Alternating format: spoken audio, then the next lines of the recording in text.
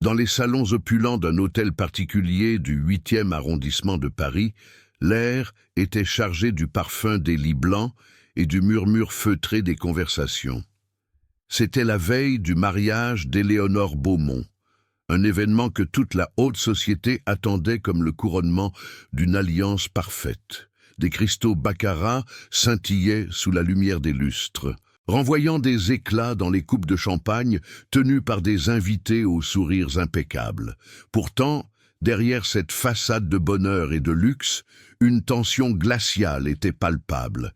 Elle émanait de la future mariée elle-même, Éléonore, qui, malgré sa robe de créateur et sa posture parfaite, semblait observer la scène depuis une distance infranchissable. Chaque rire, chaque toast porté en l'honneur de son union avec Julien Morel, résonnait avec une fausse note, un écho creux que seule elle semblait percevoir, transformant ce décor de conte de fées en une cage dorée. Plus tard dans la soirée, cherchant un document anodin dans la mallette de Julien, Éléonore sentit ses doigts effleurer un objet froid et lisse, dissimulé sous une pile de dossiers. C'était un second téléphone, un modèle qu'elle ne lui connaissait pas. Une curiosité malsaine, presque un pressentiment, la poussa à l'allumer. L'écran s'illumina sans mot de passe, révélant une conversation ouverte avec une certaine Sophie. Le cœur d'Éléonore se mit à battre violemment contre ses côtes tandis qu'elle faisait défiler les messages. Les mots étaient des poignards, des promesses d'amour, des détails intimes, et puis la phrase qui fit voler son monde en éclats. « Dès que nous serons mariés, son empire sera à nous. Sois patiente, mon amour. » La pièce se mit à tanguer, les sons de la fête au rez-de-chaussée devenant un bourdonnement lointain et insupportable. Le choc initial laissa place à une horreur plus profonde lorsqu'elle découvrit les messages vocaux. La voix de Julien, celle qui lui murmurait des mots d'amour chaque soir, se moquait maintenant de sa naïveté, de sa confiance aveugle. Il y détaillait avec une froideur clinique son plan pour prendre le contrôle de la fortune des Beaumont, expliquant comment il manipulerait sa future épouse pour lui faire signer les documents nécessaires. Il parlait de la grossesse de Sophie comme d'une garantie, d'un futur qu'il construisait sur les ruines de la vie d'Éléonore. Assise sur le sol glacial de son immense chambre, le téléphone serré dans sa main tremblante, elle sentit les larmes brûler ses joues. C'était une douleur si pure, si totale, qu'elle la laissa sans souffle. L'homme qu'elle s'apprêtait à épouser n'existait pas, il n'était qu'un prédateur masqué. Les sanglots durèrent un temps qui lui parut une éternité, puis le silence s'installa. Dans ce vide, quelque chose changea en elle. La douleur ne disparut pas, mais elle se cristallisa, se transformant en une fureur glaciale et déterminée. La fiancée trahie venait de mourir, et à sa place naissait une stratège. Annuler le mariage serait une fuite, une admission de défaite. Non, la cérémonie aurait bien lieu. Elle deviendrait la scène inaugurale de sa vengeance, un théâtre où elle serait la seule maîtresse du jeu. Elle se releva, le visage durci par une nouvelle résolution. Elle n'était plus une victime. Elle était Éléonore Beaumont, l'héritière d'un empire, et elle allait leur montrer ce qu'il en coûtait de la sous-estimer. Le mariage ne serait pas la fin de son histoire, mais le commencement de la leur. Le froid du marbre sous ses paumes la ramena à la réalité, une réalité fracturée et méconnaissable. Le téléphone de Julien, encore chaud, semblait peser 1 tonne dans sa main, un artefact maudit contenant la destruction de son univers. Autour d'elle, la chambre luxueuse, autrefois un sanctuaire, était devenue une cellule de prison dont les murs dorés se refermaient sur elle. Les rires étouffés qui montaient du rez-de-chaussée n'étaient plus qu'un bruit de fond discordant, la bande-son d'une vie qui n'était déjà plus la sienne. Elle resta là, prostrée, le corps secoué de spasmes silencieux, essayant de respirer dans un air qui semblait s'être vidé de tout oxygène. Chaque mot, chaque message vocal rejouait en boucle dans son esprit, une torture auditive qui gravait la trahison au plus profond de son âme, la laissant seule face à l'immensité de sa douleur. Elle se releva péniblement, ses membres raides, comme s'ils appartenaient à une autre. Son reflet dans le grand miroir vénitien lui renvoya l'image d'une étrangère. le visage était le sien. Mais les yeux qui la fixaient contenaient une désolation infinie, une maturité brutale acquise en l'espace de quelques minutes. Depuis son enfance, on lui avait appris à être une Beaumont, forte, imperturbable, une héritière préparée à diriger un empire. Son père, un homme d'affaires aussi redoutable qu'aimant, lui avait enseigné que la vulnérabilité était un luxe qu'il ne pouvait se permettre. Il lui avait appris à lire les contrats, à déceler les failles, à anticiper les coups. Et pourtant, elle n'avait rien vu venir. L'ennemi n'était pas dans une salle de conseil, mais dans son lit, lui murmurant des mensonges qu'elle avait désespérément voulu croire. Les souvenirs de son père affluèrent, non pas comme un réconfort, mais comme un reproche silencieux. Elle se revit, petite fille, assise sur le grand fauteuil en cuir de son bureau, l'odeur du vieux papier et du tabac froid flottant dans l'air. Il lui montrait des graphiques, lui expliquait les subtilités des marchés financiers avec une patience infinie. « N'oublie jamais, Éléonore », lui disait-il souvent, sa voix grave résonnant contre les boiseries sombres. « La loyauté est le capital le plus précieux, et la trahison, la seule dette qui ne se rembourse jamais. » Elle avait failli à sa plus importante leçon. Elle avait laissé un prédateur franchir les portes de la forteresse, non par la force, mais en lui offrant la clé. La honte se mêla à la douleur, une brûlure acide qui lui tordait les entrailles. Julien était entré dans sa vie comme une bouffée d'air frais, un contraste saisissant avec les prétendants calculateurs que sa position attirait. Il ne semblait pas impressionné par le nom Beaumont. Il était fasciné par elle, par ses doutes, par ses passions secrètes pour l'art et la poésie. Il l'écoutait parler de la pression écrasante de l'héritage, de sa peur de ne pas être à la hauteur de son père. Il l'avait convaincu qu'il l'aimait pour la femme qu'elle était et non pour la fortune qu'elle représentait. Il avait patiemment démantelé ses défenses, une par une, avec des gestes tendres et des paroles rassurantes. Il avait été l'architecte méticuleux de sa confiance, construisant une magnifique structure d'amour et de complicité uniquement pour pouvoir la faire s'effondrer au moment opportun. Un souvenir particulièrement vif la poignarda. Une escapade impromptue en Normandie, quelques mois plus tôt. Ils avaient marché sur la plage d'Étretat au crépuscule, le vent salé fouettant leur visage.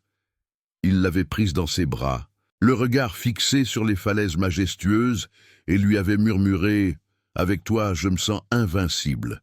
Ensemble, nous pouvons tout construire. » À cet instant, elle s'était sentie parfaitement en sécurité, aimée pour ce qu'elle était, loin du faste et des attentes de Paris. Elle avait cru en cet avenir, en cette promesse d'une vie bâtie sur la confiance mutuelle.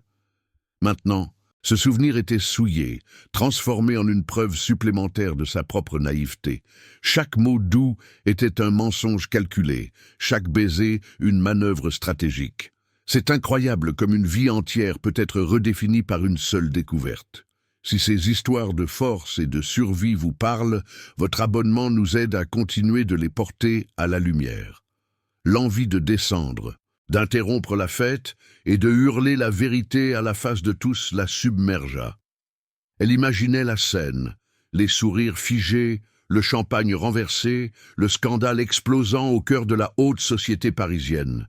Ce serait une libération viscérale, une satisfaction immédiate. Mais à quoi cela mènerait-il?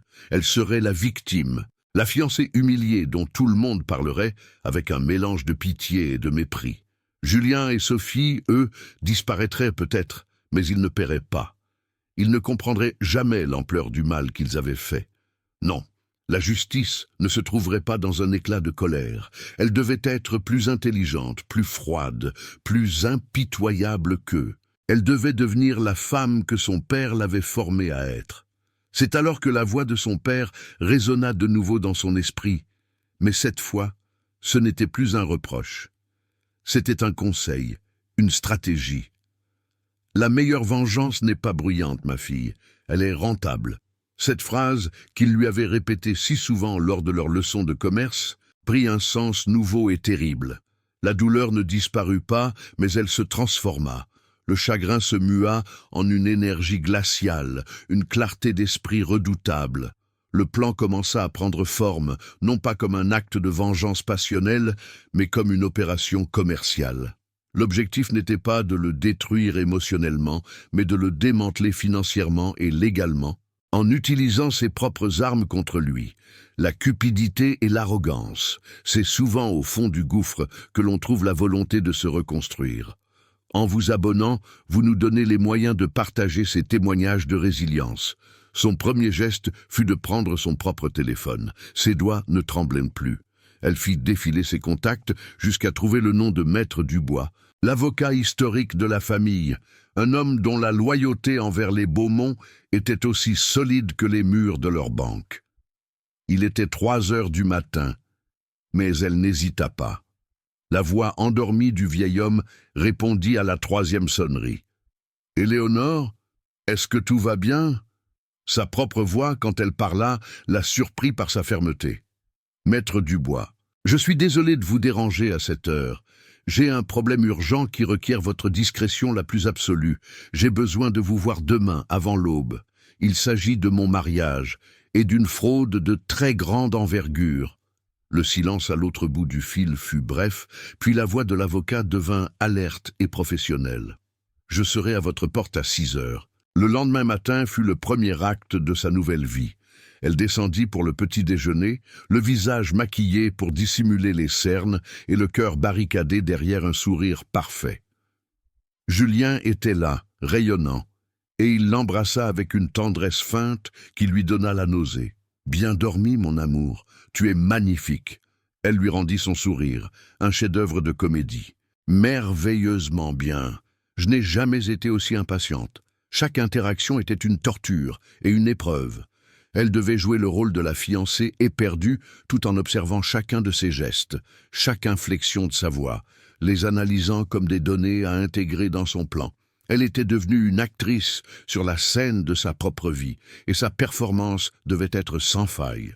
La rencontre avec Maître Dubois eut lieu dans la bibliothèque, une pièce que personne n'utilisait à cette heure matinale. En quelques phrases précises et dénuées d'émotion, elle lui exposa la situation, lui montrant les preuves contenues dans le second téléphone. Le visage de l'avocat, habituellement impassible, se durcit de fureur. Il avait vu Éléonore grandir, il avait servi son père pendant 40 ans. Cette trahison n'était pas seulement une attaque contre elle, mais contre l'héritage qu'il avait juré de protéger.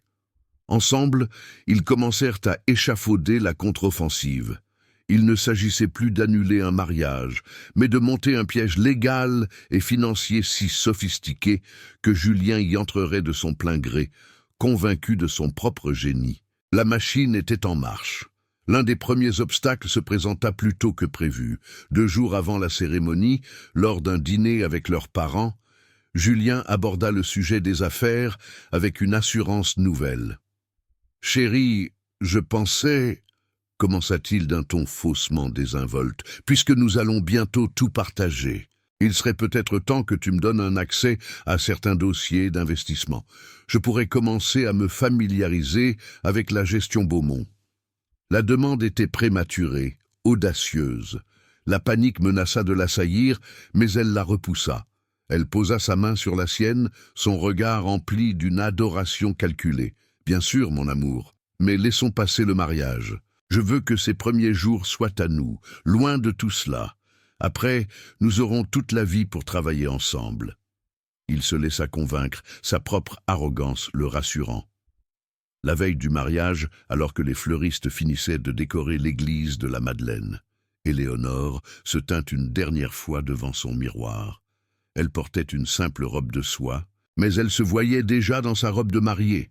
La femme fragile qui avait pleuré sur le sol avait disparu. À sa place se tenait une reine préparant une guerre. La douleur était toujours là, une braise ardente sous la glace de sa détermination, mais elle était devenue son carburant. Demain, elle marcherait vers l'autel non pas pour s'unir à l'homme qu'elle aimait, mais pour sceller le destin de l'homme qui l'avait trahi. Le « oui » qu'elle prononcerait ne serait pas une promesse d'amour éternel, mais le début du compte à rebours. Le mariage n'était plus une fin, c'était une arme.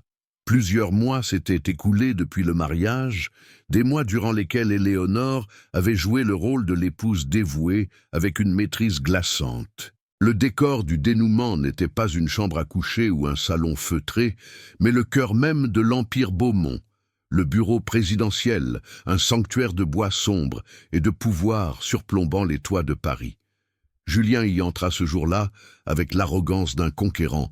Il voyait déjà sa victoire, la fortune à portée de main. Sur le bureau d'acajou poli, un unique dossier était posé. Les papiers du divorce, exactement comme il l'avait exigé. Il croyait que c'était la dernière étape de son plan, la signature qui le libérerait pour commencer sa nouvelle vie avec Sophie et les millions qu'il avait méticuleusement détournés. Il sourit à Éléonore, un sourire qui ne cachait plus sa cupidité, certain que la partie était terminée. Éléonore lui fit signe de s'asseoir, son calme olympien contrastant violemment avec l'excitation à peine contenue de Julien. Elle poussa le dossier vers lui, son visage une toile blanche, impénétrable. C'est à cet instant, aveuglé par son propre triomphe, qu'il commit sa dernière erreur. Il ne put résister au besoin de savourer sa supériorité, de lui détailler l'étendue de sa trahison. D'une voix empreinte de mépris, il lui raconta tout. Le faux projet d'investissement qu'elle avait elle-même facilité, les virements complexes vers un compte offshore aux Caïmans, totalisant précisément 8 millions d'euros. Il se moqua de sa confiance, de son amour naïf, décrivant avec une précision cruelle comment chaque baiser, chaque promesse avait été une étape calculée de son plan. Il parlait, certain de son impunité, savourant la destruction qu'il pensait avoir achevée. Sans cesser de la fixer de son regard triomphant, il prit le stylo en or posé à côté des documents. Sa signature fut un paraphe arrogant, un trait final sur une œuvre qu'il croyait être la sienne. Il repoussa les papiers vers elle, s'attendant à voir des larmes, un effondrement, la confirmation de sa victoire totale. Mais le visage d'Éléonore ne se brisa pas. Au contraire, une lueur nouvelle s'alluma dans ses yeux, une lueur de pitié glaciale. Un très léger bruit, un déclic presque imperceptible, se fit entendre dans le silence du bureau. Le sourire de Julien vacilla pour la première fois. Il sentit un frisson parcourir sa colonne vertébrale. La certitude de son triomphe commençant à se fissurer face à ce calme surnaturel, à ce regard qui ne reflétait plus la victime, mais le juge. Elle se leva lentement, ses mouvements fluides et délibérés. Sa voix, lorsqu'elle parla, était posée et tranchante comme une lame. « Cette procuration que tu croyais si puissante, Julien, n'était qu'un morceau de papier sans aucune valeur légale, un appât que tu as dévoré avec avidité. » Elle fit un geste en direction des murs lambrissés. « Chaque mot de ta confession, chaque détail de ta fraude a été enregistré. Tu as toi-même signé ton arrêt de mort. » Au même moment, les doubles portes massives du bureau s'ouvrirent sans un bruit. Deux hommes en costume sombre, aux visages sévères et déterminés, apparurent sur le seuil. Ils n'eurent pas besoin de se présenter, leur autorité était palpable. Le sang quitta le visage de Julien, le laissant blême, la compréhension de l'ampleur du piège le frappant enfin avec la violence d'un coup de poing. L'un des agents s'avança et lui présenta un mandat, tandis que l'autre sortait une paire de menottes. Julien resta figé, incapable de prononcer un mot, son univers s'effondrant autour de lui. Éléonore s'approcha, contournant le grand bureau jusqu'à se tenir juste devant lui, alors que le métal froid se refermait sur ses poignets.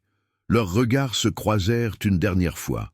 Elle ne lui offrit ni haine ni colère, seulement la vérité nue de sa résurrection. « Vous pensiez voler mon argent, Julien, mais la seule chose que vous ayez réussi, c'est à me rendre à moi-même. » Il fut emmené sans un mot, anéanti, seul dans son bureau. Éléonore regarda la ville s'étendre à ses pieds, non plus comme une héritière, mais comme une souveraine qui venait de reconquérir son royaume.